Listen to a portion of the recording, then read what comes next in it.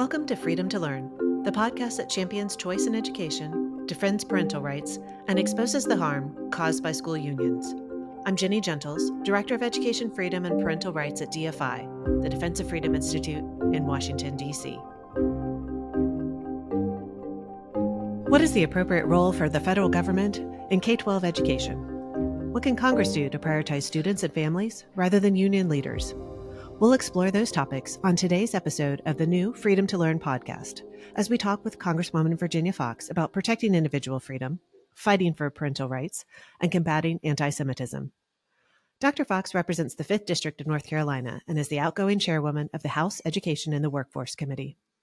During our conversation, she'll share her views on the committee's greatest accomplishments and her hopes for future congressional actions. Before coming to Congress in 2005, Congresswoman Foxx served in the North Carolina legislature as a higher education leader and instructor and a school board member. Stick around for the final segment of the Freedom to Learn podcast as we tackle a pervasive and perennial school choice myth with a special myth-busting guest, Darrell Bradford, president of 50CAN. Dr. Foxx, welcome to Freedom to Learn. Thank you for having me, Jenny. You have represented the 5th District of North Carolina since 2005, and your beautiful district, which is one of my favorite places in the country, I spent a lot of time there in the summers growing up, was hit so very hard by Hurricane Helene. How's the recovery process going? We've had good weather since the hurricane hit, which has been helpful, but the recovery process is going to take a long time. And that's something we need the public to understand. We have plenty of supplies, water, food, things like that.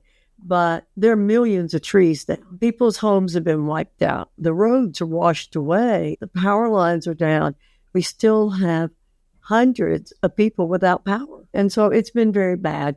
But I can't say enough about the volunteers, people from all over the country who've sent material. I helped unload a tractor trailer at my church. Everybody's done that. The first responders, the fire departments, the leadership in the local community has been great. You know, you couldn't survive in the mountains in the past without being pretty sturdy. And so the people who are descendants of those people have done a wonderful job. They're the ones who make up primarily the local fire departments, first responders. The volunteers have just been absolutely phenomenal. And I'm so grateful I live here. It's a wonderful place. But I will encourage people watching this to come next year. The month of October provides, for some businesses, half of their yearly income because it's such a big thing to come here in October. So we have businesses that will close this year probably because they didn't make any money during October. So it's pretty devastating. So this winter, we need people to come and choose and cut Christmas trees. We need people to order live trees, and we need them to think about the businesses in this area, order things from them in the spring, in the winter, next year. Come and visit, shop in the local shops, stay in the motels, and eat in the local restaurants. It's going to be a 10 to 15 year recovery. Not easy. I absolutely love that part of our country and of North Carolina, and I wish all of your constituents and the surrounding areas the best. Let's turn our attention back to Washington, D.C. You've been in a leadership position at the House Education and the Workforce Committee for a long time, either as chairwoman or a ranking member in recent years. Are there committee hearings or legislative accomplishments that you're particularly proud of? Yes, we've done a lot, particularly in this last term. A major focus of the committee in the last year has been on holding institutions accountable for the anti-Semitism that existed there. We held a hearing and exposed really the incompetence and insensitivity of many of the college and university presidents. I think exposing the anti-Semitism and holding the institutions accountable for that has to be one of the highlights of certainly my tenure. There is no place in America for anti-Semitism. We didn't raise the issue. The universities raised the issue by allowing the students to hold demonstrations on their campuses and then not holding those students accountable for what they did. The Jewish students felt unsafe, they felt threatened. And by exposing all of that and forcing the institutions to deal with the issue, we feel really good about that in terms of bringing the issue up. And we will continue on that, and we know other people will continue to raise this issue. We passed the Protection of Women and Girls Sports Act in the committee, and that's a very important thing that we've done. We've said that biological men should not be competing with biological women and girls. And so that bill is very, very important. What we said, the schools will either promote the opportunities for women in sports or they could lose their federal funding. And I think that's a fairness issue that everybody understands. We passed the Parents' Bill of Rights, and I know, Ginny, you were very involved. You were very involved with particularly both of those bills. But we believe that the schools have taken away the rights of many parents and many students. And so we felt it very important that we reassert the rights of parents. We think the parents have a right to know what's being taught. We want the parents to be heard. They have a right to know where the money's coming from in the schools and where it's being spent. The parents have a right to protect their children's privacy, and they have a right to see that their children are safe. Very, very proud of that bill that passed our committee and passed the House. Of course, did not pass the Senate. But we stated, I think, unequivocally what should be the norm in our culture, which is protecting the rights of parents and children. We've also done a lot with workforce development programs. We are trying to modernize the workforce development programs. We have over 10 million jobs that are not filled in this country right now. And it's because our education system has not been teaching the right things and helping people develop the skills that they need to get the jobs that are out there in our culture. The committee's name is Education and the Workforce. And so we work on both sides of that. I'm very, very proud of the things that we've been able to pass. We've done some on a bipartisan basis, some on a partisan basis. Well, I appreciate the attention that you all put on the FAFSA debacle. And I'm a K-12 person, and I'm directing the Education Freedom and Parental Rights Initiative at GFI. But I have a high school junior, and I've been touring college campuses with her, and everywhere they mention what a debacle the FAFSA rollout was and the harm that that has done, particularly to lower income students. Sure. And so you all were laser focused on making sure that the department was held accountable for that. Yeah, thank you for bringing that up. We actually did pass a bill related to that also, saying they had to have it done by the 1st of October. The Democrats demurred and said, no, they want to do it then, but they aren't doing it then. But it's another issue of holding them accountable. You know, Ginny, unfortunately, under Secretary Cardona, the Department of Education has just been totally incompetent. They have failed at practically everything that they've done. They focus so much on transferring loans that were taken out by people voluntarily to those of us who didn't take out the loans, that they neglected almost everything else, including the FAFSA. And by the way, they missed 3 deadlines in getting the FAFSA up and running. 3 deadlines. And you're right, it hurts low-income people more than anybody. And by the way, enrollment in post-secondary education is down 5% against this year, which I think indicates the attitude that most people have about post-secondary education now. Community colleges are doing well, but for the baccalaureate degree programs, they're not doing so well. Yeah, they've got a demographic cliff heading their way. You couple that with the FAFSA debacle, and they're definitely in trouble. Before you arrived in Washington, you began your public service career as a school board member in North Carolina, I think for 12 years. Like you served for a while. So what did you learn from that experience? We have a lot of parents who are out there frustrated with their local public schools. would you advise them to run for school board? Or? Absolutely. Let me tell you how I got on the school board. I was observing school board meetings for the League of Women Voters when the League, at least locally, was not so partisan. And so one night, the school board was being particularly incompetent. Now, it happened, it was 5 men on the board, but they were really incompetent. And this man sitting next to me said, "Why don't you run for the school board?" I said, no, I'm not qualified. He said, "Mean you're not as qualified as those turkeys are?"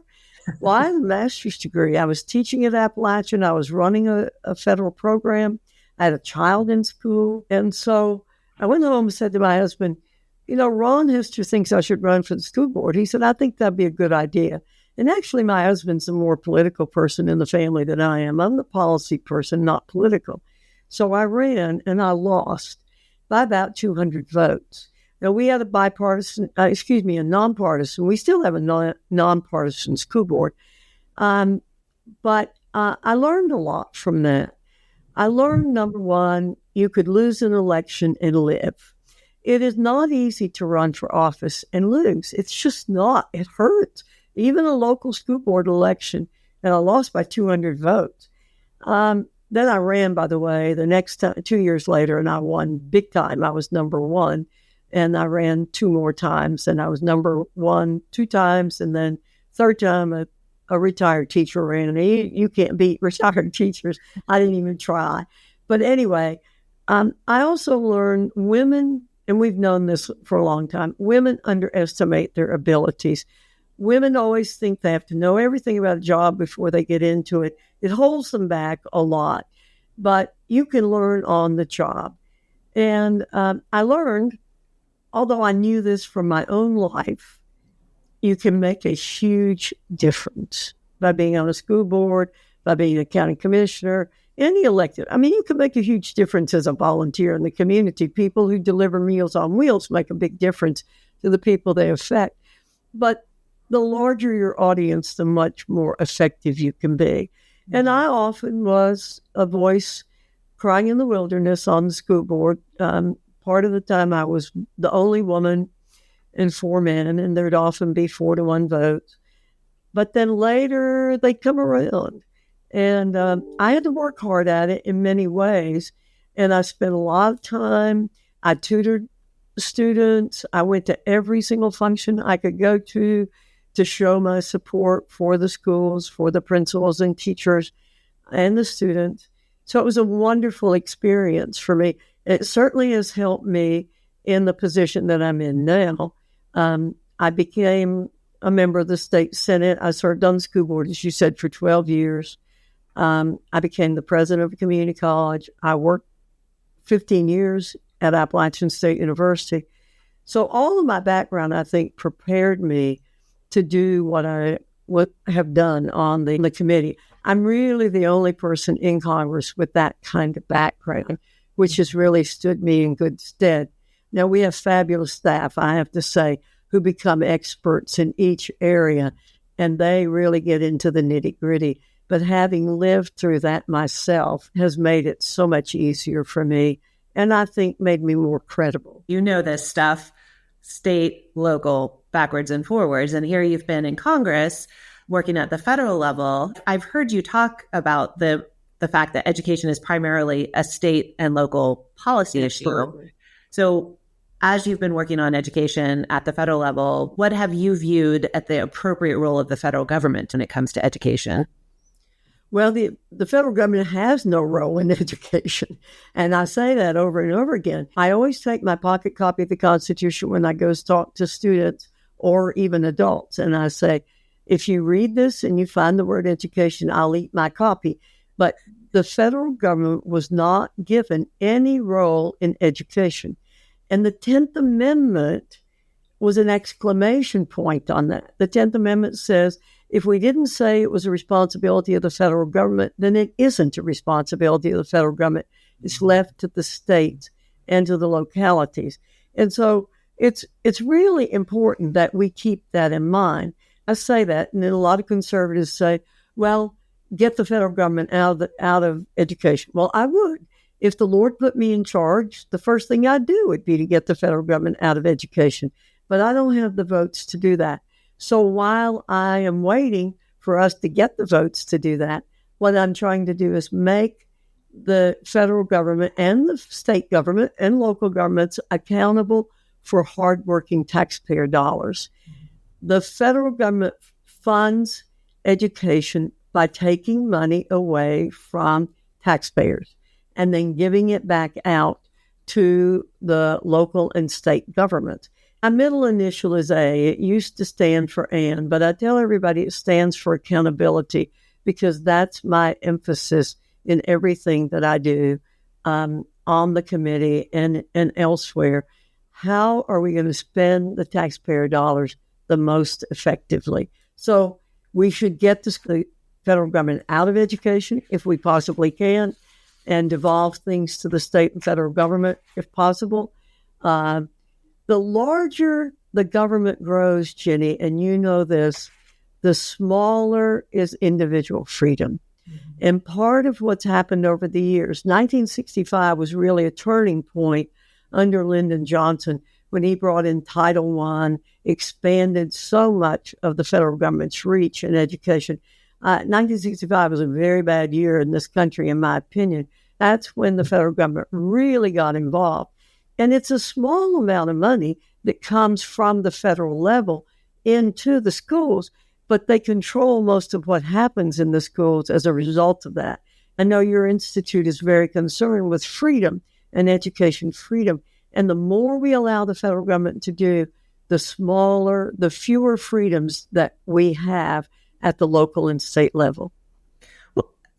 I absolutely agree with that. I love hearing you say that. I'm a little concerned when I hear you say that you don't have the broad support yet in Congress for minimizing the federal role in education. So do you mean there aren't the votes there to abolish the Department of Education, which is a popular thing that's talked about, or even to stop the wild increases in the role of the federal education? Right. We need more people who feel as passionately about this as you and I do. Mm-hmm. Now, I know there's somebody on my committee who's working on a plan to do this, and I hope he'll introduce the bill before the end of the year. He promised me that he would, and we need something ready when we do have more people who have been elected. But, you know, their local school boards have a tremendous influence on them and convince them that it can't be done. But imagine all the billions of dollars if they were left at the state and local level for people, and you didn't have the federal bureaucracy. Think of all the things that could be done. We could fund so many good programs like IDEA, which is the federal government imposed on local governments, on local school boards, but doesn't fund it. So we could do that. We don't need the bureaucrats at the federal level. One thing that I'm surprised hasn't come up yet would be a major force that would impact your work, both on education and the workforce, and that's unions. So we know they want the increase in the federal role, and they've been pushing for that ever since the late 1970s and the creation of the Department of Education. How have unions impacted your work as you've led the committee? Well, the unions have a very negative effect throughout the country, but particularly in education. They basically have a monopoly in education, and we don't need the unions controlling education. Again, we need parents controlling education, and we need good teachers controlling education. Many teachers care, but it's the union bosses who don't care. We know that under the American Federation of Teachers and with their influence on the Department of Education, they kept the schools closed way longer than they should have been closed during COVID. Mm-hmm. It's the absolute worst policy debacle that in education that has occurred in our country since the beginning of the country. I'm not sure how much you do in podcasts to give history lessons to people, but you're right. It's only in the 70s when President Carter basically made a deal with the unions to support him, to get him elected in exchange for establishing the Department of Education. Now, unfortunately, President Reagan said he would abolish it, but he was not able to do that. I think he said the closest thing to immortality on earth is a federal program, and that's what we have with the Department of Education. We definitely do. So I hear you saying that there's a bill coming that might tackle some of these issues with the federal role and education. Are there some other things that you hope that Congress will do in the next session to support parents and expand education freedom? Well, obviously, I think we need to have more freedom of choice for students. I think that is critical. We need to pass the Educational Choice for Children Act to provide scholarships for students so that they can leave failing schools. We have a lot of failing schools. We have a lot of public schools that don't fail. I mean, I think in my area, we have some very, very good schools, but we need to support students over systems. I support charter schools. I supported them when they started in North Carolina in the legislature. I just support freedom for students and parents to choose where their children go and where they can succeed. We definitely talk about that federal tax credit proposal a lot here at Freedom to Learn. I'm so glad to hear you mention that. As we wrap up, I just want to mention that I was really honored to attend an event recently that was honoring your service as chairwoman of the committee. It was a beautiful, very touching, packed event. One thing that I was really impacted by was both Ranking Member Bobby Scott and you spoke about how you committed to creating a collegial atmosphere during committee events, hearings, and markups. As we look to the upcoming congressional session, are there opportunities on Capitol Hill to dial down the rancor in politics? Well, it is very rancorsome in Congress because we have the most conservative and most liberal people serving in the Congress now. But Bobby and I did agree to disagree. He and I know where there are touch points, where there are areas where we're simply not going to agree. And so what we've tried to do is find those areas where we can agree and then push to get legislation passed on issues that we can agree on. And I think that's important because there are things that have been turned over to the federal government that have to be done. And so we need to work on those. We can't just abandon education because I feel we don't need to do things at the federal level. Our staffs work very well together, and the staff will come to me and say, okay, we've gone as far as we can go, as the song from Oklahoma says, and now we'll need you to talk to Mr. Scott, or Bobby will call me up and say, okay, the staff says we have an impasse on this issue. How can we work it out? But we have passed, in this session, some bipartisan bills. We've passed the Never Again Education Reauthorization and Study Act, which will do studies on Holocaust education and help the National Museum on Holocaust to come up with materials that will help teachers teach better about the Holocaust. We've passed a bill on human trafficking that will help law enforcement be able to better trace potential human trafficking. And we passed the Stronger Workforce for America, which would modernize our workforce. I've said this for the last 2 years.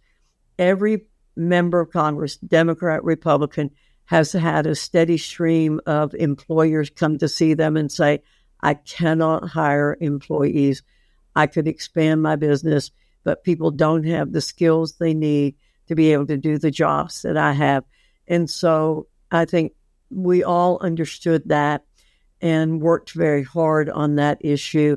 Again, these bills are in the Senate, and hopefully something will happen either in the lame duck session or we'll reintroduce them next year and start all over again. A lot of people don't understand if a bill doesn't pass in a session, it has to get reintroduced and you start all over again. But generally, if it's passed one house, it has better chances of becoming law than if it doesn't pass one of the houses. Well, we'll be talking to senators here as well, so we'll make sure to bring some of those up in those conversations and see what we can expect for the next Congress. Dr. Foxx, thank you so much for your unwavering dedication to students, to parents, to educators, and thank you for joining Freedom to Learn. Thank you for having me, Ginny, and thank you for the work that the Institute is doing. We all have to work on freedom. We are the greatest country in the world, and it boils down to individual freedom. And we must maintain that if we're going to stay the greatest country in the world. Darrell Bradford, welcome to Freedom to Learn and our special segment where we'll be tackling the pervasive and pernicious education freedom myths that are floating around out there. You are the president of 50CAN. Tell us what 50CAN is. 50CAN is a national organization that supports local leaders in 10 states who are trying to improve education for the nation's kids. Appreciate you being a regular feature of the Freedom to Learn podcast. Darrell, we keep hearing about the importance of accountability, which is ironic in an era where the system itself, the K-12 system, is rolling back basic things like passing a 10th grade test in Massachusetts in order to graduate. But nevertheless, we do hear concerns that school choice programs lack meaningful accountability. It's a pretty specious argument. I would just say, and it's also a wild one, given that we just sent $190 billion to the nation's schools and nobody seems to know what happened to it. And in places like Chicago, people are embezzling $1 million worth of chicken wings. School districts want to take out payday loans to give teachers raises, right? I mean, it's just the idea that accountability is the problem of private school choice programs itself is a fun discussion. But I would just say that it's not that private school choice programs are unaccountable. It's that they are accountable in different ways, in the same way that charter schools are accountable in different ways to traditional public schools. Well, actually, let me take a step back. Here's the first thing. I would argue that we do not have a system of accountability in America's public schools. At best, we have a system of transparency. I can give you a school grade. I can tell you how few kids are reading on grade level. I can tell you how many substitutes your kid had. But nothing happens when you get that information. Right? During the Bush era, when there were supposed to be sanctions for things going poorly, how many schools do you know that closed? Like, how many schools are reorganized? Like, how many states took a real flyer on trying to improve things? Not very many. And so I would just quibble with the idea that we have an accountability system at all at this point. We have a transparency system. That said, when you're going from a state-run system that assigns people to school based on address to a system that prioritizes a parent's decision-making on where a child goes to school, there are naturally trade-offs and changes along that continuum. Somebody said to me, to regulate a market and a monopoly differently. And so what we have historically done is said, hey, we want to make sure that your finances are in order, which is why these programs require audits and reporting on the financial aspects of the program. Many of them have said, hey, we need a student test. Sometimes this is the state test, like in Indiana, where everybody takes the state test, so parents have more information. Most of the time, the results are published, like Florida, so that families can make a good decision about everything. And there are broad information marketplaces about what's going on, like there are navigators and all kinds of other people who are helping families make the best choices in private school choice world. In charter school world, for instance, it's authorizers and parent choice and that kind of thing. I would just say that this is a good thing.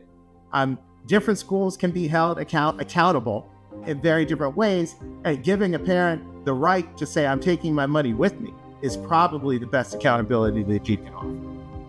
All right, Darrell, we tackled one myth, we tackled one misconception today, but we're looking forward to having you back on Freedom to Learn. There's more to talk about.